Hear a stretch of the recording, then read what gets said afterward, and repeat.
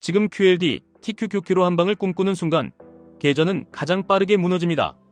반대로 QLD, TQQQ를 구조로 다루는 순간 시간이 4편이 됩니다. 오늘은 삼성전자 하나로 수십억을 만든 최원호 선생님의 이야기에서 그 핵심을 뽑아내서 미국 시장에서 QLD와 TQQQ로 그대로 옮기는 방법을 말씀드리겠습니다. 종목 추천이 아니라 돈이 되는 사람의 반복 동작을 그대로 복사하는 이야기입니다. 최원호 선생님은 원래 사업을 하다가 쫄딱 망했습니다. 반지하 월세방으로 들어가서 장롱이 안 들어가니 장롱을 눕혀놓고 그 장롱 위에 앉아 공부를 시작했습니다. 낮에는 택시도 잠깐 했고 토스트도 했고 옷장사도 했고 그릇 방문 판매도 했습니다. 여기서 많은 분들이 오해합니다. 택시로 번 돈으로 주식해서 대박 난 게 아닙니다. 망하고 나서 생계를 위해 몇 달 한 겁니다. 그리고 결정적인 순간은 방문 판매로 돈이 터졌을 때였습니다. 그때부터 삼성전자를 모으기 시작합니다. 1995년부터입니다. 액면 분할로 환산하면 1,000원에서 2,000원 사이였다고 합니다. 그리고 IMF 때 650원에서 700원까지 빠졌다고 합니다.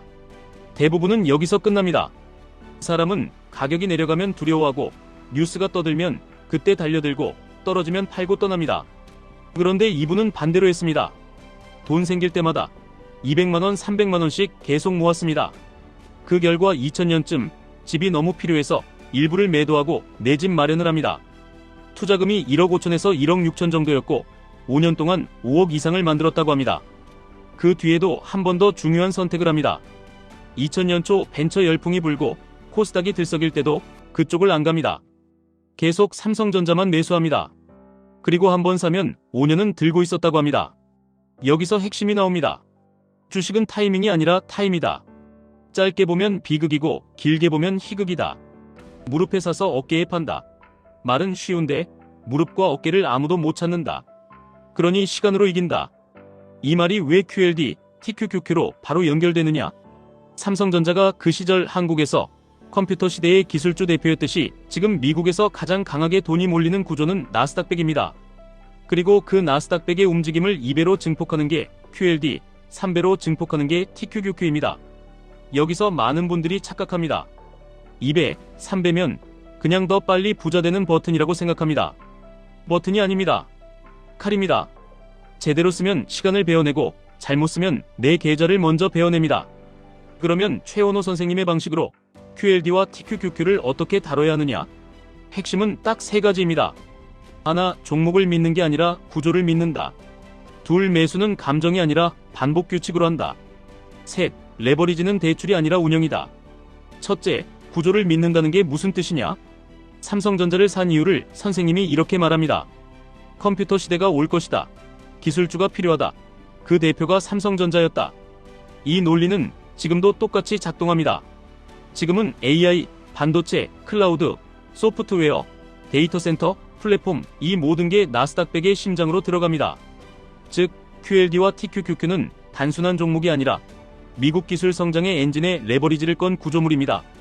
그래서 이걸 단타로 보면 망하고 구조로 보면 살아남습니다. 둘째, 매수는 감정이 아니라 반복 규칙입니다.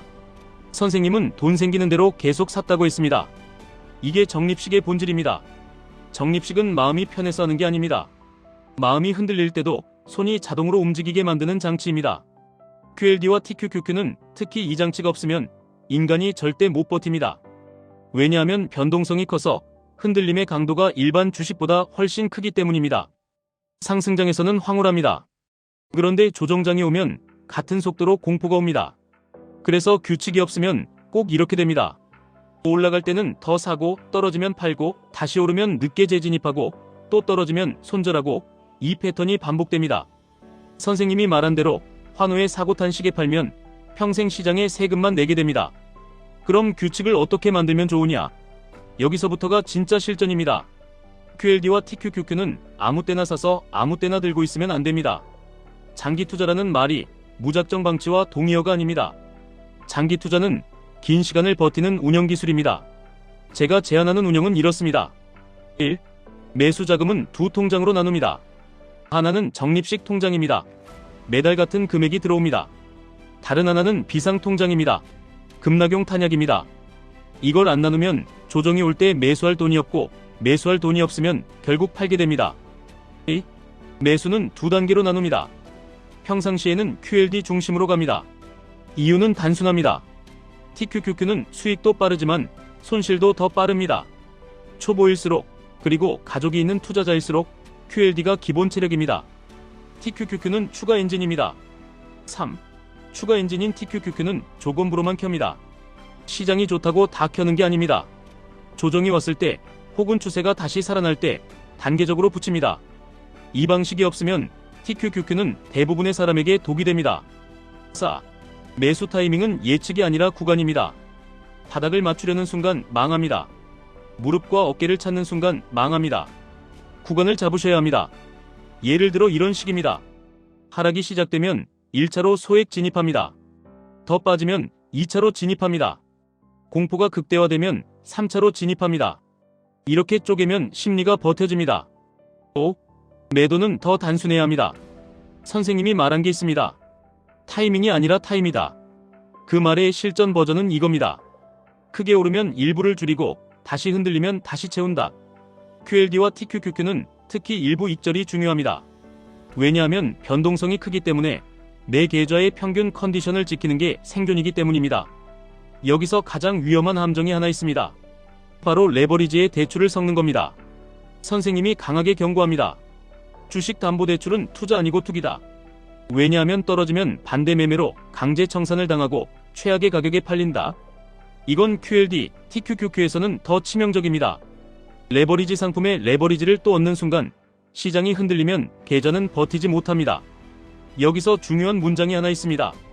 내 돈으로 해야 한다. 이건 교과서 문장이 아니라 생존 규칙입니다. 자, 여기까지 들으면 많은 분들이 이렇게 생각하십니다. 그때는 삼성전자가 싸서 가능했던 것 아니냐? 지금은 늦은 것 아니냐? 이 생각이 여러분의 시간을 빼앗습니다. 선생님이 딱 말합니다. 그렇게 생각하면 다음 세대는 투자를 못한다. 강세장과 약세장은 영원히 반복된다. 미국 주식 역사도 계속 반복된다. 그러니까 지금 중요한 건 싸냐 비싸냐가 아니라 내가 어떤 방식으로 반복하느냐입니다.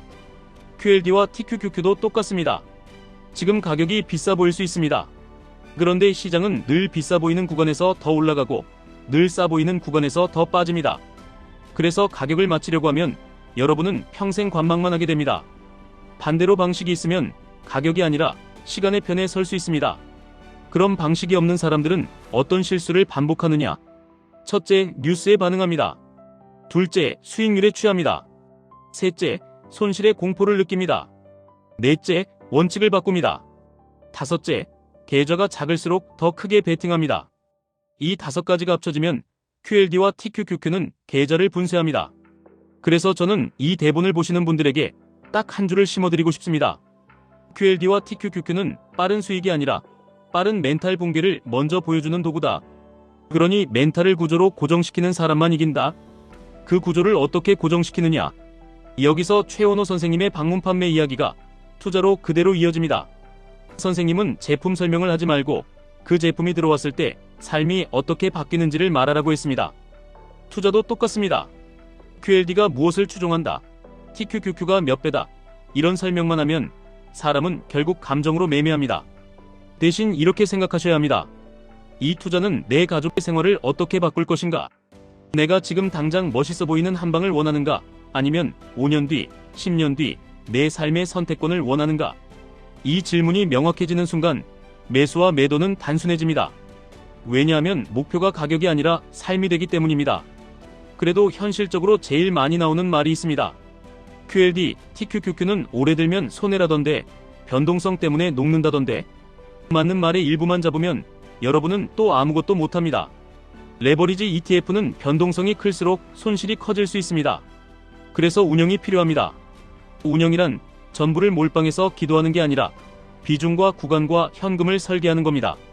즉, QLD를 기본으로 두고 TQQQ는 조건부로 쓰고 급락 대비 현금을 남기고 상승 시 일부 회수하고 다시 하락 시 채우는 것. 이게 운영입니다. 운영이 들어가면 레버리지는 도박이 아니라 도구가 됩니다. 또 이런 말도 나옵니다.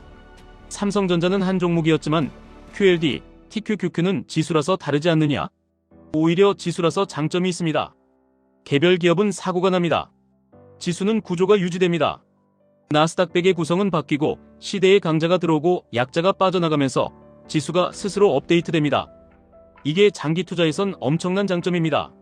선생님이 말한 기술주 한 개가 삼성전자였다면 지금은 지수가 그 역할을 합니다. 마지막으로 한 가지를 더 말씀드리겠습니다. 선생님이 2년 전쯤 코로나 시기 즈음에 국내 주식을 정리하고 미국 기술주로 갔다고 합니다. 그리고 새벽에 일어나서 시장을 보고 뉴스 보고 공유한다고 합니다. 여기서 중요한 건 미국이 좋다, 한국이 나쁘다 이 논쟁이 아닙니다. 중요한 건 공부하고 선택하고 오래 들고 반복했다는 겁니다. 그 사람이 계절을 바꾼 게 아니라 시장이 바뀌는 방향에 맞춰 도구를 바꾼 겁니다. 여러분이 지금 QLD와 TQQQ를 보시는 것도 같은 흐름 위에 있습니다. 그럼 이제 남은 건 하나입니다. 여러분이 도구에 끌려다닐 건지 도구를 운영할 건지 이 선택입니다. 정리하겠습니다. QLD와 TQQQ로 돈 버는 사람은 차트를 맞히는 사람이 아닙니다. 버티는 사람도 아닙니다. 운영하는 사람입니다. 좋은 구조를 고르고 구간으로 나누어 사고 현금을 남기고 일부 익절로 계좌 컨디션을 지키고 공포와 환호의 반대로 움직이는 사람입니다. 그리고 이 모든 걸 일주 한 달 1년 단위로 반복하는 사람입니다. 투자 판단과 책임은 본인에게 있습니다. 하지만 한 가지는 분명합니다. 최원호 선생님이 삼성전자에서 했던 그 방식은 지금 QLD와 TQQQ에서도 그대로 작동합니다. 그 방식은 타이밍이 아니라 타임이고 감정이 아니라 규칙이고 한방이 아니라 반복입니다. 지금까지 1분 투자 하이젠버그였습니다.